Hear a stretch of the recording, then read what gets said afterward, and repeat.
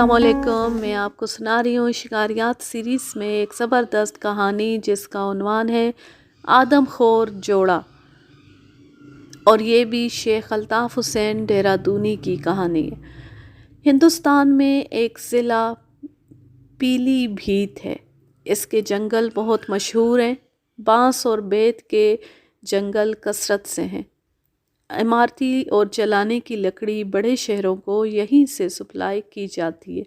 सैकड़ों मील फैले इन जंगलों के कुछ फासले पर छोटी छोटी देही आबादियां भी हैं। अब तो ज़माना बदल गया है और तहज़ीब की रोशनी दूर दूर देहातों तक फैल चुकी है। मैं जिस ज़माने की बात कर रहा हूँ, उस ज़माने में इन देही आबादियों के लोग इंतहाई सादा लोग होते थे। यहाँ तक कि आम शहरी चीज़ों तक से नावाकिफ़ थे, और ग़ुरबत का ये आलम कि कभी कभार ही उन्हें खाने के लिए गोश्त नसीब होता था, वो भी इस सूरत में कि अगर कोई शिकारी इधर आ निकला तो उसके मारे हुए जानवर से कुछ उनको भी मिल जाता। बाकी ज़रूरत का सामान ये लोग उन खवांचा फरोशों से लेते थे जो इन जंगलों में चलने वाली रेलों में बेचते थे। हत्ता कि पीने का पानी भी उनको रेल का इंजन ही सप्लाई करता था। ये रेलगाड़ियाँ जंगल से लकड़ी ले जाने और जंगल में काम करने वालों की सहूलत के लिए चलती थी। उनके जंगली स्टेशन भी बस छोटे छोटे 2 कमरे नीचे और 2 ऊपर। दिन में नीचे काम किया और रात को ऊपर वाले कमरे बंद करके पड़े रहे। उसकी वजह यह थी कि इन जंगलों में खूंखार जानवर बहुत हैं, और सांपों की तो इस कदर बहुतात है कि हज़ारों तरह के छोटे छोटे और बड़े से बड़े सांप यहाँ मिल जाएंगे। उनके डर से लोग चारपाइयाँ भी बहुत ऊंची ऊंची इस्तेमाल करते थे। पीलीभीत के जंगलों में एक जंगल सुनारीपुर शिकार के लिए बहुत मशहूर है। उन दिनों उस जंगल की कटाई का ठेका मेरे एक दोस्त भल्लन ठेकेदार के पास था। उन्होंने मेरे शौक़ के पेश नज़र कई बार मुझे वहाँ शिकार खेलने की दावत दी, मगर किसी न किसी मसरूफ़ियत की बिना पर मैं वहाँ ना जा सका। इत्तेफाक ये कि उन्हीं दिनों देहरादून इंडियन मिलिट्री एकेडमी के कर्नल टेनी, जो मेरे साथ 1-2 मरतबा शिकार में शरीक रहे थे, अपनी छुट्टियां पीलीभीत में गुजारने का प्रोग्राम बना बैठे। मुझे भी मदऊ किया और मैं अपने एक और दोस्त पूरी के हमरा उनके साथ जाने पर रज़ामंद हो गया। यूं हम पीलीभीत के लिए रवाना हुए।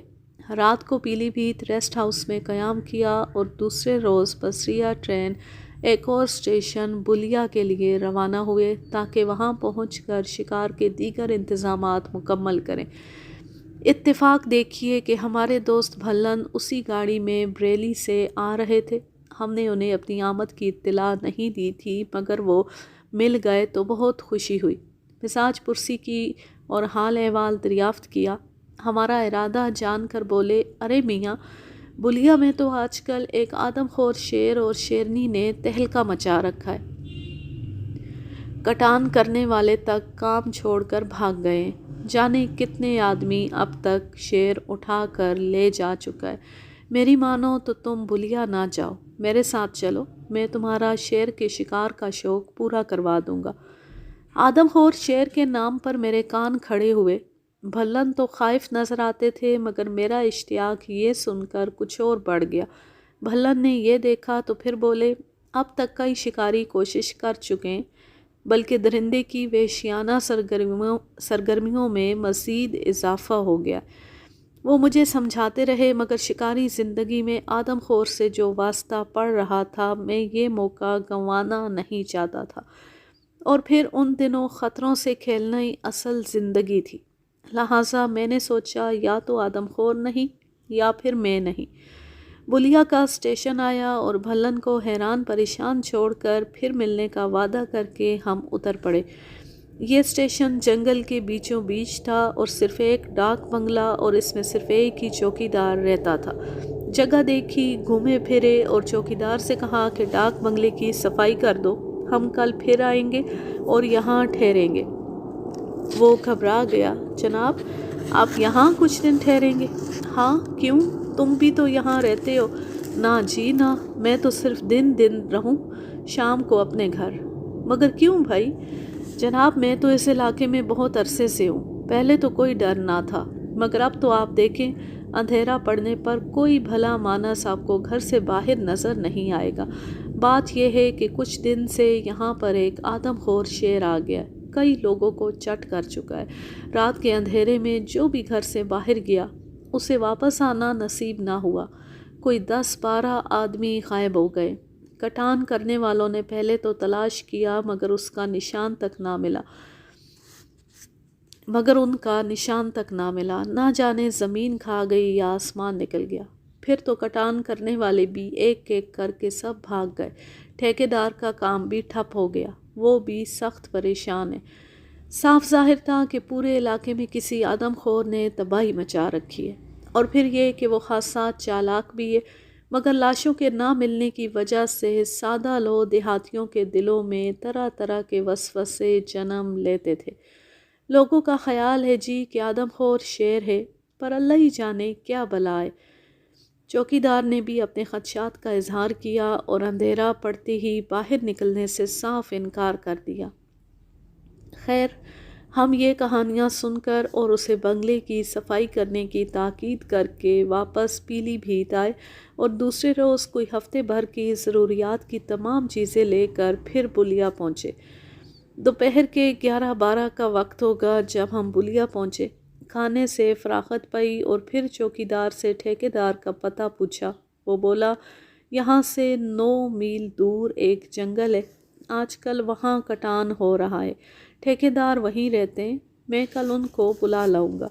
چوکیدار کو رات کے وقت ڈاک بنگلے میں ٹھہرنے پر آمادہ کرنے کے لیے ہمیں اس سے اچھے سگریٹوں کا پیکٹ بھی بطور نذرانہ دینا پڑا، کیونکہ اس کا کہنا تھا میں نے تو اپنی بیڑی سگریٹ کا انتظام بھی نہیں کیا اور اب رات پڑنے والی ہے۔ رات کو واقعی انسان گھر سے باہر قدم نکالنے کی جرات نہیں کرتا تھا، حتیٰ کہ اسٹیشن کا عملہ بھی اوپر والے کمرے بند کر کے پڑا رہتا تھا۔ سورج طلوع ہوا، ناشتے وغیرہ سے فراغت حاصل کر کے بیٹھی تھے کہ چوکیدار ایک جیپ سے کود کر نکلا۔ وہ وعدے کے مطابق ٹھیکیدار کو لے آیا تھا۔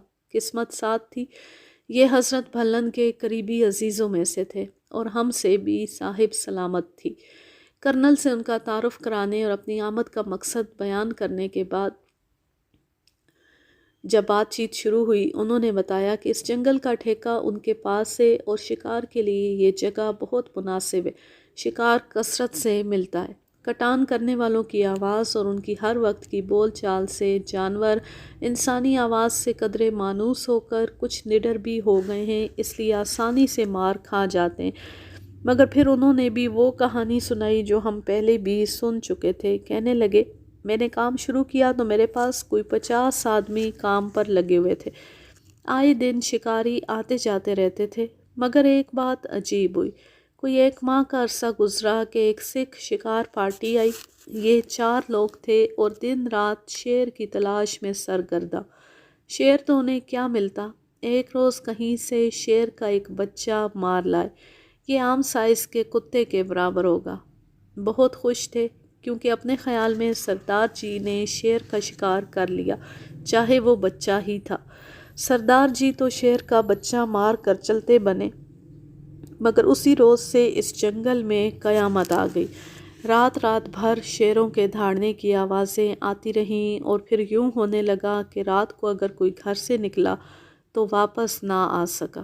آہستہ آہستہ ایسے واقعات روزانہ ہونے لگے۔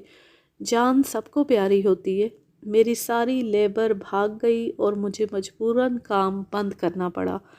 اب ہمیں معلوم ہوا کہ یہ آدم خور ساری کارروائی انتقاماً کر رہا ہے۔ شکاری اور شکار کے ہر اصول کے خلاف بچہ مار کر اس شکاری پارٹی نے ایک بے ضرر جانور کو خونخواری پر آمادہ کیا تھا اور اب ہر انسان اس کے انتقام کا نشانہ بن رہا تھا۔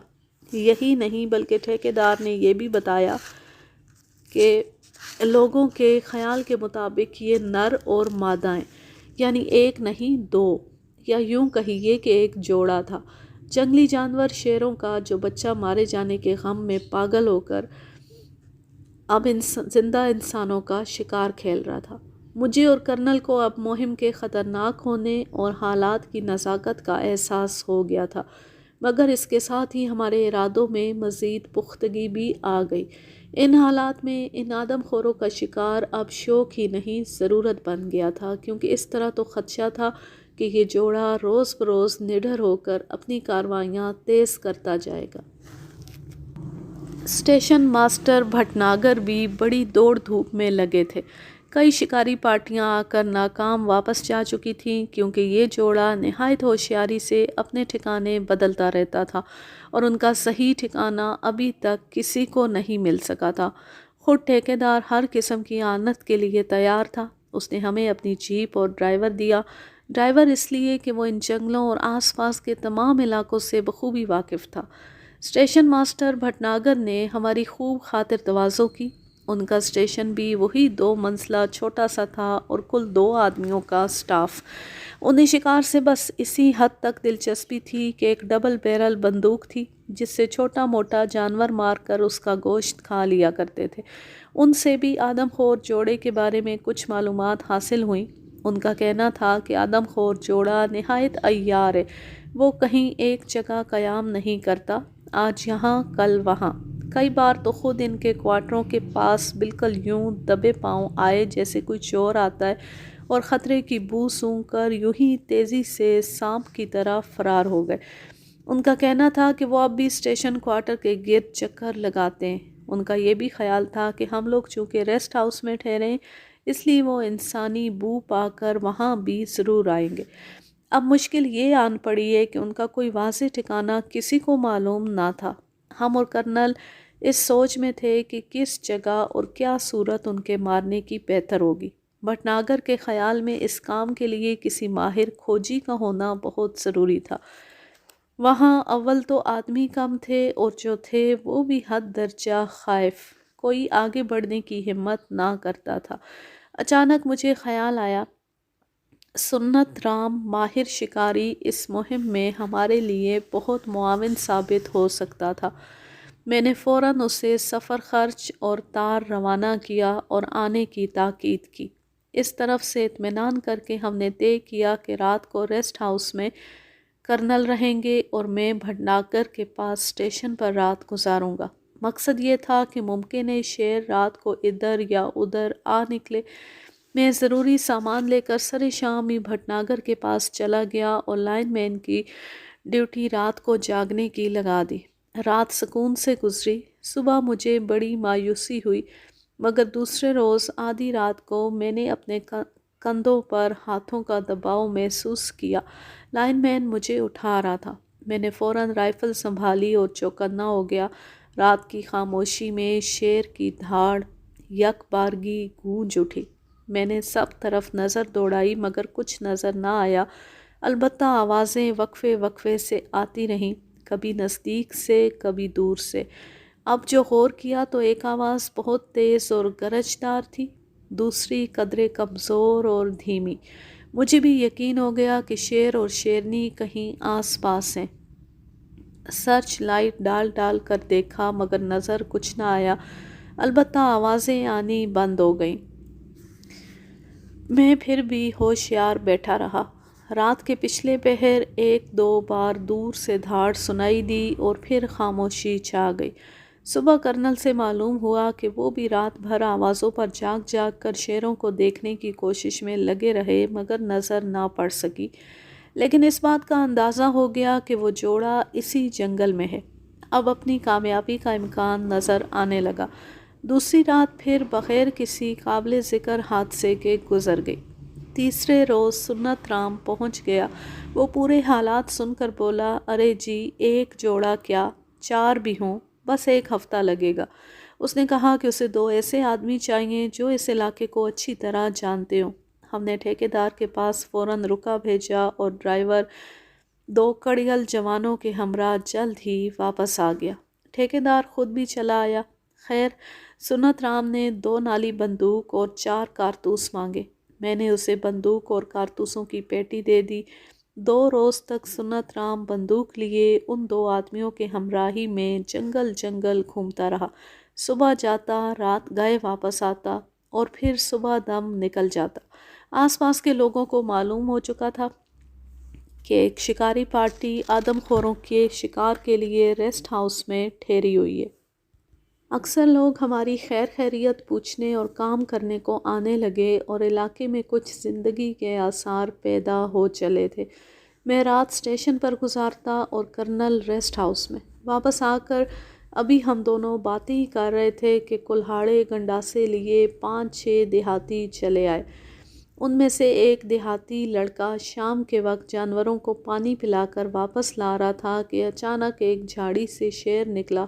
جانوروں میں کھلبلی مچ گئی۔ جانور تو بھاگ کھڑے ہوئے مگر گائے کا ایک بچڑا جنگل کے اندر کی طرف بھاگ نکلا۔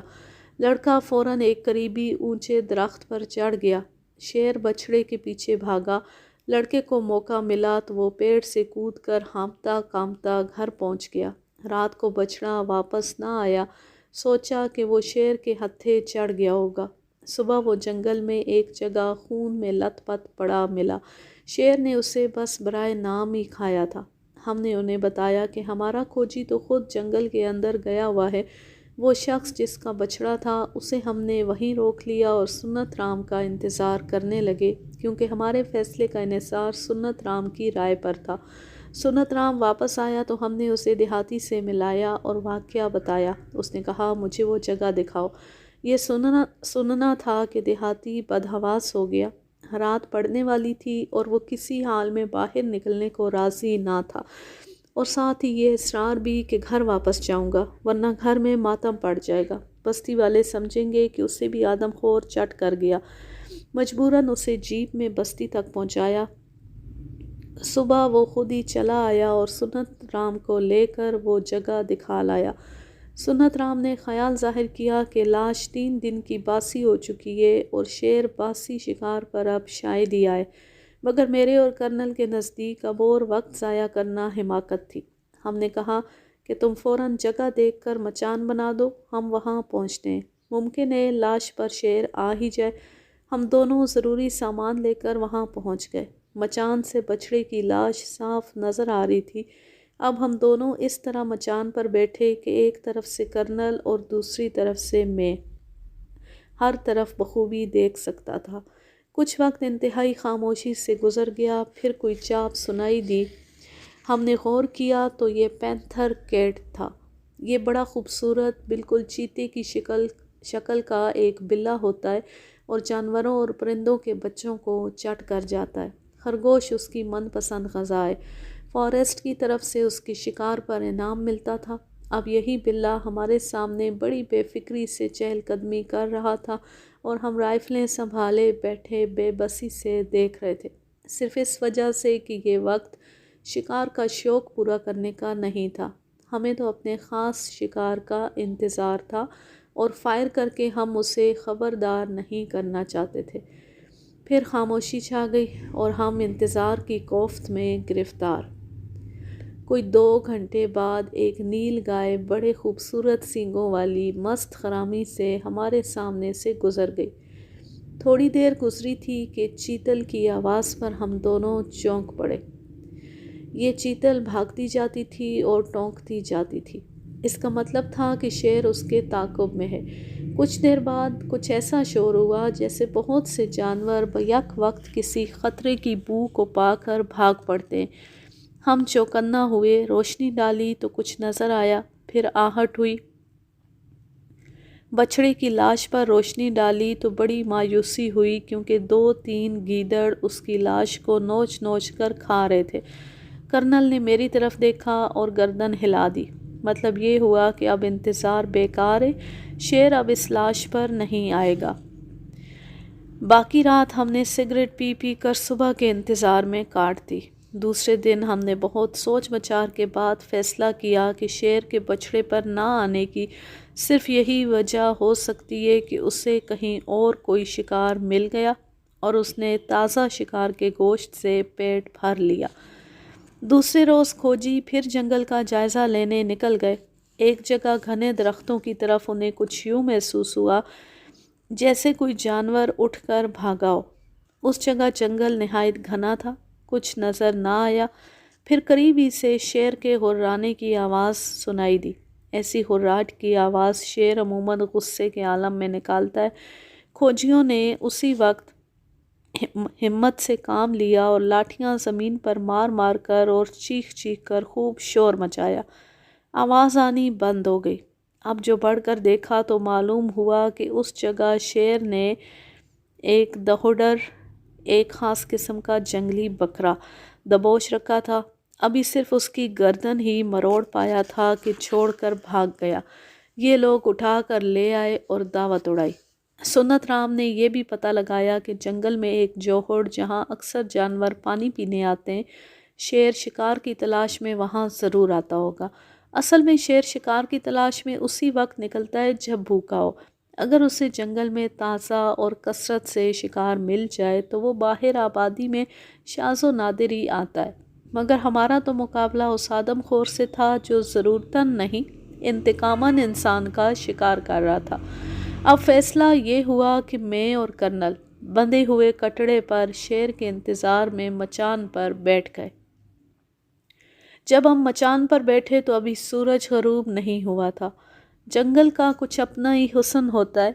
हम दोनों ने जंगल में डूबती हुई शाम का नज़ारा बड़े शौक़ से किया। मुर्ख मोर हमारे सामने से गुज़रते रहे। एक बारहसिंगा भी निहायत इत्मीनान से चरते चरते गुज़र गया। जो ही रात का अंधेरा फैला, कटड़े ने उछलना शुरू कर दिया। ये इस बात का सबूत था कि या तो उसने शेर को देख लिया या उसकी बू से घबरा रहा है। थोड़ी देर बाद शेर की ऐसी धाड़ सुनाई दी कि पूरा जंगल गूंज उठा।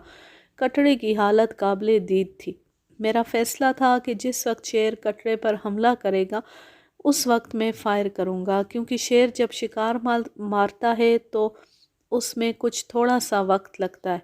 पहले तो वो अपने शिकार से खेल सा खेलता है, कभी इधर कभी उधर, फिर बड़ी खूबसूरती से शिकार पर बढ़ता है और एकदम छलांग लगाकर शिकार को दबोच लेता है, इतनी मजबूती से कि फिर वो उसकी गिरफ्त से निकल नहीं सकता। फ़ौरन उसकी गर्दन मरोड़ कर तोड़ डालता है। टूटी हुई गर्दन से खून का फवारा उबल पड़ता है। उस वक्त उसका अताब भी देखने के काबिल होता है। जब ज़रा गुस्सा ठंडा होता है और हवास दुरुस्त होते हैं तो बहता हुआ खून चाटता है। अगर भूखा हो तो कुछ गोश्त भी खा लेता है और शिकार को दूसरे वक्त के लिए घास फूस डालकर महफूज कर जाता है। हाँ, तो अब शेर की चिंगाड़ मतवातर सुनाई दे रही थी। हमारे दिल बुरी तरह धड़क रहे थे। शेर की आवाज़ जूं जूं नज़दीक आती जा रही थी। हमें महसूस होता जैसे हमारी मंजिल भी करीब आ रही है। शेर की आवाज़ आनी बंद हुई, लेकिन अपना ये हाल कि पत्ता भी खड़क जाए तो चौंक जाते, मगर कुछ नज़र ना आया। थोड़ी देर गुजरी कि बिल्कुल करीब ही आहट सी सुनाई दी। कटड़े पर रोशनी फेंकी, कुछ नज़र ना आया। एहतियातन इधर उधर रोशनी डाली और जूं ही रोशनी ऐन मचान के नीचे पड़ी, एक होलनाक गरज की आवाज़ के साथ ही दो साए तेज़ी से मचान के नीचे से निकल कर भागे। ये सब कुछ इतनी सुरत से हुआ कि हम सिर्फ उनकी झलक देख पाए, मगर थे शेर ही। और अब ये भी यकीन हो गया कि ये वही आदमखोर जोड़ा था जो इंसानी बू पाकर इधर चला आया और जानवर की बजाय इंसान की तरफ रुख किया। यूं भी शेर की बू सूंघने की हिस्स बहुत तेज़ होती है। जिस जगह से 3-4 घंटे कबल इंसान गुजरा हो वहाँ भी उसकी बू महसूस कर लेता है। रोशनी होती शेर भाग खड़े हुए और हमें बहुत मायूसी हुई। हाथ आया, शिकार निकल गया, मगर इतना इत्मीनान ज़रूर हो गया कि अब शायद खौफज़दा होकर इंसान का पीछा ना करे, और अगर उसे कोई और शिकार ना मिला तो कटड़े पर ज़रूर वापस आएगा। सुबह होती हम मचान से उतरकर रेस्ट हाउस में आ गए। सारा दिन यही मौजू ज़ेरे बहस रहा। आज हमने फ़ैसला किया कि एक की बजाय 2 मचान लगवाए जाएं और मचान की ऊंचाई 18 फुट से कम ना हो और हर रात कटड़े को जगह बदल कर बांधा जाए। सुन्नत राम ने 50-50 कदम के फासले पर 2 मचान बंधवा दिए। रात जिस मचान पर बैठे वहाँ से कितनी जानवर निकले, मगर हम दिल पर जबर करके रह गए। रात गुजर गई। सुबह बेशुमार लोग जमा कि शायद शेर मारा गया हो। مگر ابھی اس کی موت نہیں آئی تھی۔ اگلی رات دوسرے مچان پر بیٹھنے کی باری تھی۔ جنگل کا یہ ٹکڑا بہت خوبصورت اور مناسب تھا۔ اونچی اونچی گھنی گھاس تھی۔ جب ہم مچان پر بیٹھے تو شکاری کی چھٹی حس نے بتایا کہ آج ضرور شیر سے ٹکراؤ ہوگا، کوئی 11 کا عمل ہوگا۔ ہم اطمینان سے بیٹھے تھے کہ ایک دم کٹڑا ڈکرایا، پھر عجیب سی آواز نکلی اور خاموشی چھا گئی۔ لائٹ ڈالی، دیکھا کہ شیر کٹڑے کی گردن توڑ چکا تھا اور وہ پڑا تڑپ رہا تھا۔ اس کے قریب ہی دونوں شیر کھڑے تھے۔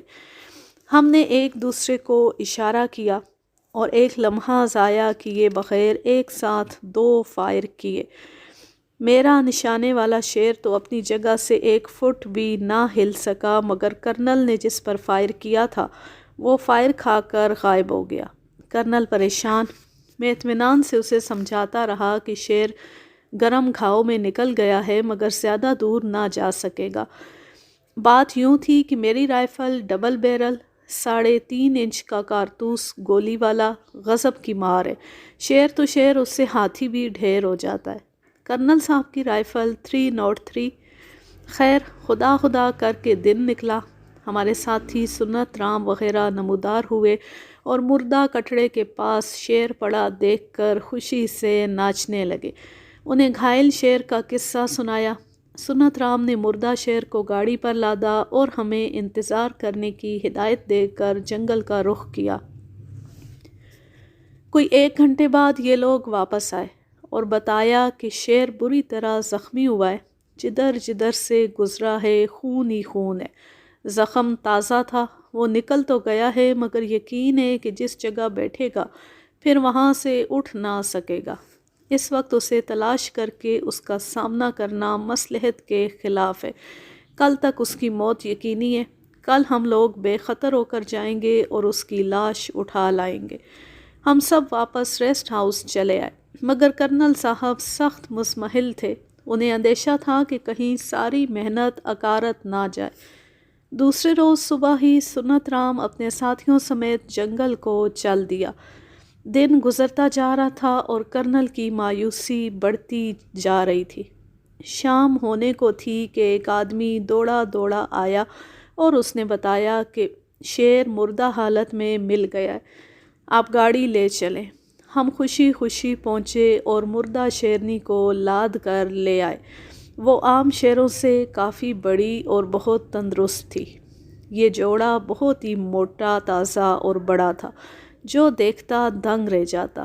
دیہاتیوں کا تو گویا میلہ سا لگ گیا۔ ٹھیکیدار صاحب کو خبر پہنچی، وہ بھی اپنے ساتھیوں اور مزدوروں کو لیے چلے آئے اور اچھا خاصا جشن منایا۔